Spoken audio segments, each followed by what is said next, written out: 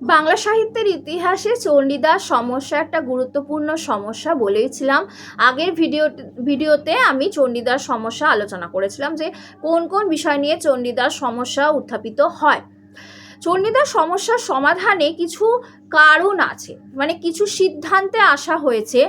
সেই সিদ্ধান্তগুলো আজকে একটু আলোচনা করব।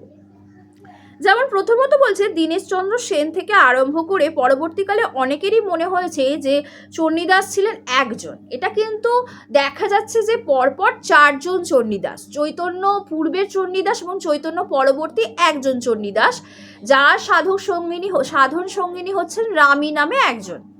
তো এখানে দেখা যাচ্ছে এনারা বলছেন, দীনেশচন্দ্র সেন বলছেন একজনই চণ্ডীদাস।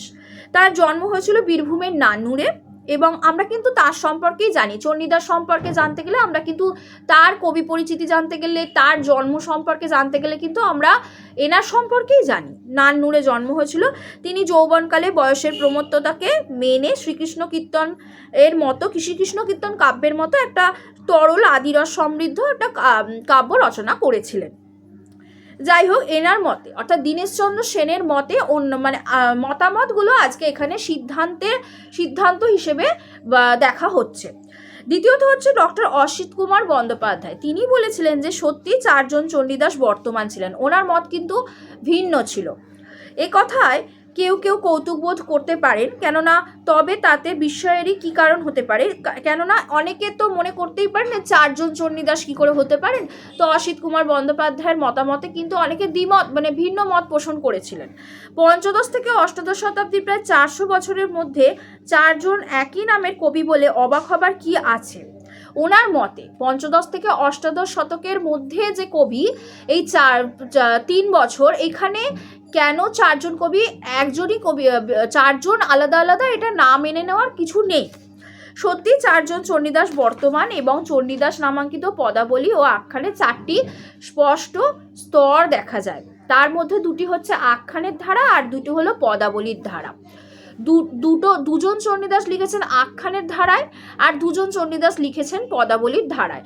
সুতরাং এখানে বলা হচ্ছে যে চারজনই চণ্ডীদাস। সেটা কে বলছেন? সেটা অসিত কুমার বন্দ্যোপাধ্যায়ের মতে।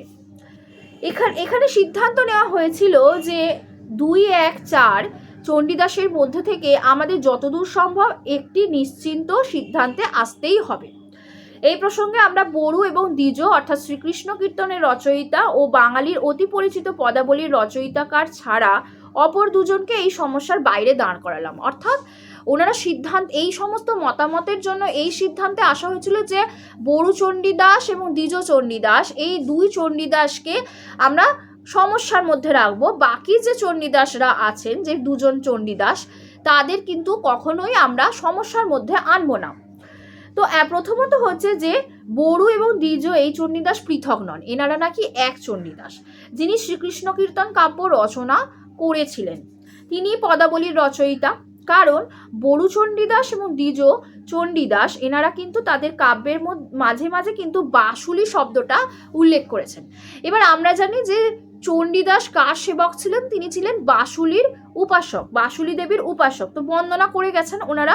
দ্বিজ চণ্ডীদাস এবং বড়ু চণ্ডীদাস উভয়ই কিন্তু বন্দনা করে গেছেন এবং বাসুলি দেবীর কথা বলে গেছেন। 2 হচ্ছে শ্রীকৃষ্ণ কীর্তনের মত পদাবলীতেও, কিংবা শ্রীকৃষ্ণ কীর্তনের মতো পদাবলীতেও অনেক স্থানে কবির ভণিতায় বড়ু চণ্ডীদাস নাম পাওয়া যায়।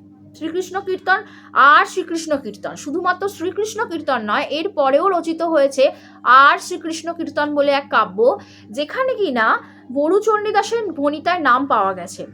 3 হচ্ছে শ্রীকৃষ্ণ কীর্তনের বংশীখণ্ড ও রাধা বিরহ, যে অংশটি প্রক্ষিপ্ত, রাধা বিরহ প্রক্ষিপ্ত আমরা জানি। বংশীখণ্ড এবং রাধা বিরহ, এই যে অংশটা, এখানে অনেক পদ আছে যেখানকার রাধার প্রেমার্তির সঙ্গে ভাবে ভাষায় চৈতন্য আস্বাদিত পদাবলীর রাধার বেদনা কাতরতার মিল আছে।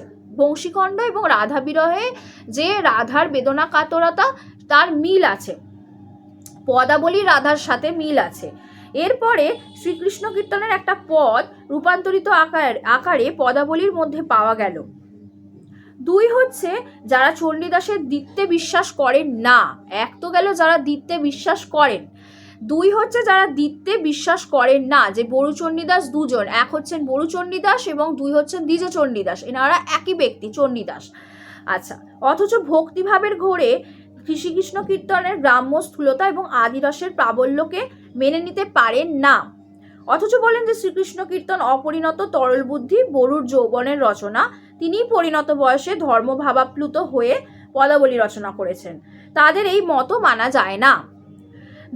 এখানে বলা হচ্ছে যে শ্রীকৃষ্ণ কীর্তন কাব্য মোটেই অপরিণত বুদ্ধির রচনা ছিল না। সুতরাং আমরা সিদ্ধান্তে এইভাবে আসছি যে এখানে যে কাহিনীর পরিপক্কতা বা কাহিনীর যে বিন্যাস, সেখানে দেখতে গেলে দেখা যায় যে নাটকের এখানে ঘটনার যে কৌশল বা নাটকীয়তা বা চরিত্র সৃষ্টির মধ্যে দিয়ে যা প্রকাশ পেয়েছে, সেখান থেকে দেখতে গেলে যে পদাবলীর যে রাধার সাথে এখানে তুলনার কথা বলা হয়েছে, সেখানে দেখা যাচ্ছে আমাদের সিদ্ধান্ত নেওয়া হচ্ছে যে বড়ু চণ্ডীদাস এবং দ্বিজ চণ্ডীদাস উভয়ের লেখার মধ্যে কিন্তু একই বৈশিষ্ট্য পাওয়া যাচ্ছে। সুতরাং দুজনে এক, এই হচ্ছে 1 নম্বর। 2 আরও আছে যে এখানে এই সমস্যাটার সমাধান এইভাবেই করা হয়েছে, এই সমস্যার সমাধান এইভাবেই করা হয়েছে যে এই সিদ্ধান্তে আসা হয়েছে যে বড়ু চণ্ডীদাস এবং দ্বিজ চণ্ডীদাস একই ব্যক্তি এবং এখানে সমস্যার সমাধান হয়েছিল। আশা করছি কারুর আর কোথাও অসুবিধা হওয়ার কথা নয়। Thank you.